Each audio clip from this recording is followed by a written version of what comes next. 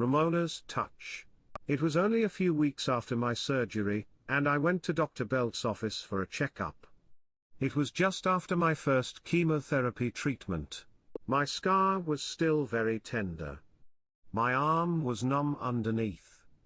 This whole set of unique and weird sensations was like having a new roommate to share the two-bedroom apartment formerly known as my breasts, now lovingly known as the breast and the chest. As usual, I was taken to an examination room to have my blood drawn, again a terrifying process for me, since I'm so frightened of needles. I lay down on the examining table. I'd worn a big plaid flannel shirt and a camisole underneath. It was a carefully thought-out costume that I hoped others would regard as a casual wardrobe choice. The plaid camouflaged my new chest, the camisole protected it, and the buttons on the shirt made for easy medical access. Ramona entered the room.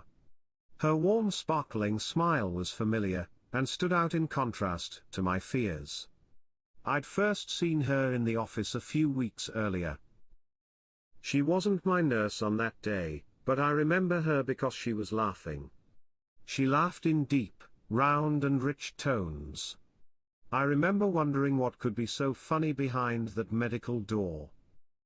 What could she possibly find to laugh about at a time like this? So I decided she wasn't serious enough about the whole thing, and that I would try to find a nurse who was. But I was wrong. This day was different. Ramona had taken my blood before. She knew about my fear of needles, and she kindly hid the paraphernalia under a magazine, with a bright blue picture of a kitchen being remodeled. As we opened the blouse and dropped the camisole, the catheter on my breast was exposed, and the fresh scar on my chest could be seen. She said, "How is your scar healing?" I said, "I think pretty well. I wash around it gently each day." The memory of the shower water hitting my numb chest flashed across my face.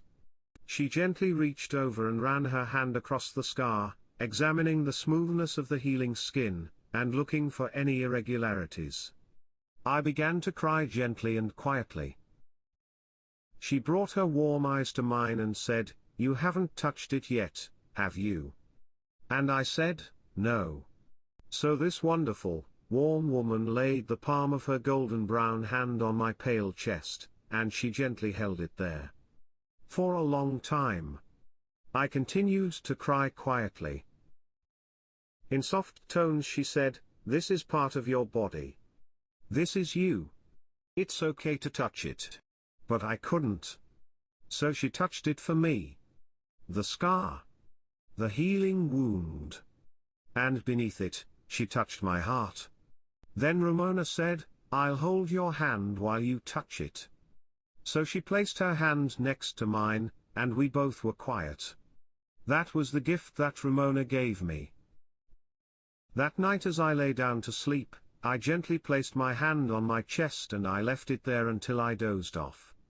I knew I wasn't alone.